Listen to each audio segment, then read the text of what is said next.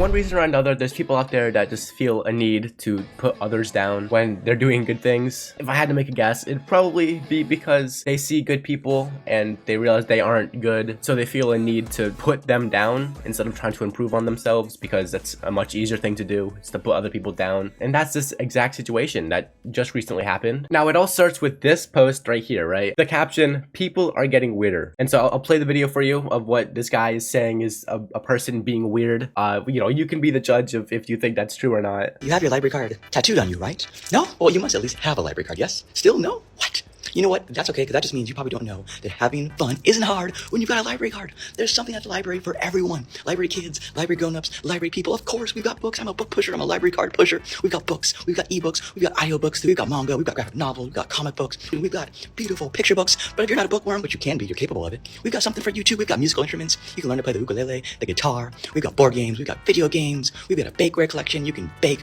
cakes, pies, all sorts of cool stuff, courtesy of your local library and a library card. We got parks passes. You can go to the museum for free or discounted, courtesy of your library card. We loan out Wi-Fi hotspots so you can gain access to Wi-Fi at your home, wherever you happen to be in the world, all courtesy of the local library. We've got so many amazing things. What are you waiting for? Get on down to your local library, get a library card. They're free. All you usually need is a picture ID or proof of address, and oftentimes library people will help you out. Library cards, yes!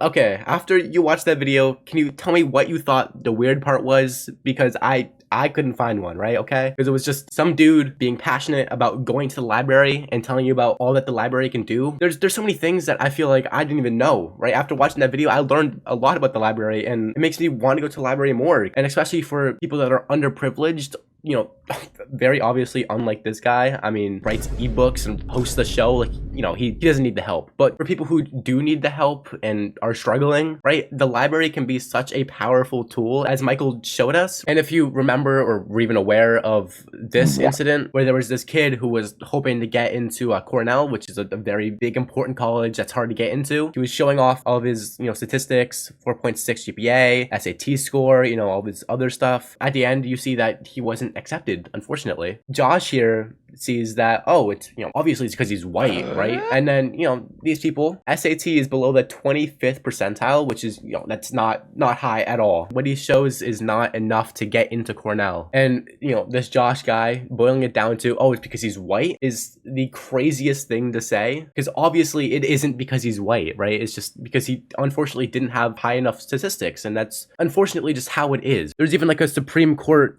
case that said that race can't be used as like a thing for college, right? Like affirmative action, which would allow minorities to get a head start in college stuff, you know, get ahead of the line. It's just like, it's illegal, right? So it doesn't have any part. Clearly this guy is just trying to make white people seem like the victim when they are very obviously not, and usually never are. And like this video is deleted now because he got so much pushback for Josh's thing, and he ruined his life basically, which is awful. And there's like messages between the two. John is like the name of the kid, right? And he says, "My life has been turned inside out because of this whole scenario. I didn't say it was because of race. If anything, it was my extracurricular activities to spell out a story of what I wanted to do. I am begging you to take down this post because it has completely jeopardized my future." Which is awful, right? John is being blamed for something that he didn't even say. He's being seen as this person who thinks it's because of his race when he didn't even say that at all. And this response is like the worst thing I think I've ever seen. Like, it's actually genuinely horrible. It would have been better if you just deleted the post and didn't say anything, but you had to respond in like the most condescending, higher than thou argument. "Hi John, I wanted to let you know that I'm taking down my post now. I hope you realize that you need to be more careful about what you post online in the future." What are you talking about? You are the one who needs to be more careful. You just like made up stuff that what? Right, this dude has written a manual for women. Are you what? That is the craziest thing I think I've ever heard.